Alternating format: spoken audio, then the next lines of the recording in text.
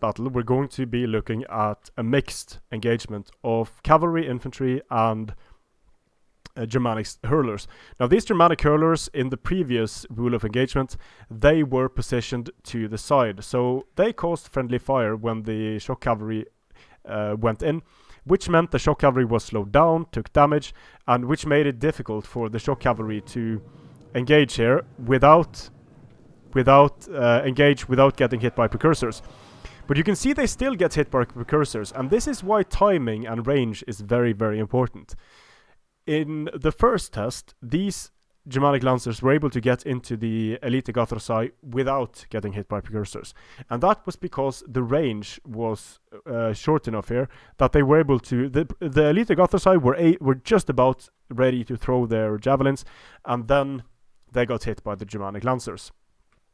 So in this case, the noble Germanic horsemen are free to disengage into the Elite Gothrosai, and the Elite Gothrosai just able to get off a few javelins, but not really a whole lot. The noble Germanics are going to be dying here against the Elite Gothrosai warriors, and here the Germanic Lancers also lost. So that's the thing with these mixed engagements. When you have mixed engagements and units moving into support, then it also becomes a matter of timing and distance. The difference between winning and losing might be a single precursor volley, and when that is the case, the results can be very unpredictable, and in the heat of battle it's very, very difficult to measure out these things and know if you're going to take a precursor volley or not, which is why stuff like baiting precursors can be very, very important. But here you can see the Germanic Lancers and the noble Germanics are about to cancel each other out. The Elite Gothrosai lose here against these Elite Gothrosai. So on the side of Obelix there are Elite Gothrosai left, there are Germanic hurlers left, and he still has a cavalry unit left. So a pretty good result there for Obelix in this particular engagement, although his Germanic Lancers start running away. 109 kills and 123 here for the Elite Gothrosai.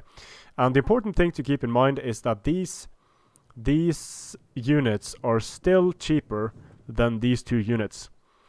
So going for cheaper cavalry will allow you potentially to field more skirmishers. The same can be said for infantry. Bringing cheaper infantry will allow you to bring potentially more expensive cavalry, more skirmishers, and or both. So we're going to do that engagement again. The Germanic hurlers are going to start firing at the noble Germanic horsemen. And being in diamond, you can see one volley losing 5 men there. They'd done a kill before. But this is also very important. Now you can see that the Germanic Lancers knock down a significant portion of this Germanic hurler unit. There is a way to avoid this, and we're going to be talking about that in the next rule of engagement. But because they knock down so many of their own units, they don't get the best charge. And because that happens, quite a lot of this precursor fire is going to damage them. When they try to pull out, they have already been slowed by being knocked down. And this is going to allow the Elite Gothrosai to get a precursor volley off, just as the Germanic Lancers hit them. And it allows the noble Germanics to get into the Elite Gothrosai. So I still have faith in Obelix's combination of units here. My noble Germanics are going to get wrecked by the Elite Gothrosai warriors. But ideally, you want to avoid knocking down your men, because knocking down these men mean that it's going to be more difficult to get them away from the cavalry. It's going to be more difficult to pull them out to a position where they can fire again.